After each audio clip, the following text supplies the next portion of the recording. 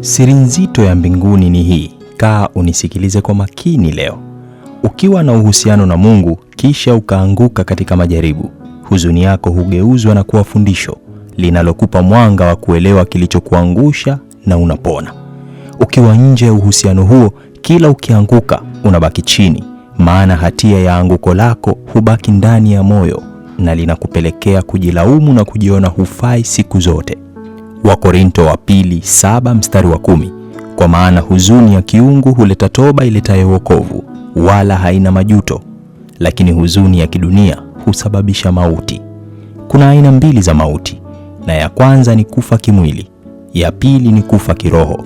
Sasa huzuni husababisha kufa kiroho, ambapo mawazo mabaya yatakutawala, kujiona hufai, aibu itakuficha, na hayo ni rahisi kukupa magonjwa ya kidunia, na hapo ni rahisi kupelekea kudhoofika.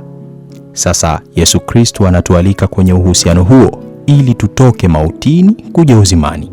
Yohana 5:24, amin amin nawaambia, yeyote anayesikia maneno yangu na kumwamini yeye aliyenituma ana uzima wa milele, naye hatahukumiwa, bali amepita kutoka mautini kuja uzimani. Bali amepita kutoka mautini kuja uzimani. Zingatia hiyo. Usijilaumu tena, na hata kama unayo sababu ya kujilaumu, jilaumu mbele za Mungu.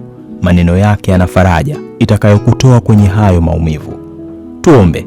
Baba wa mbinguni, fungua mioyo yetu tulione pendo lako, tukae humo ndani yake. Tusahau huzuni zetu na mioyo yetu ipone, kwa maana kwako kuna faraja, si kama ulimwengu huu. Amen.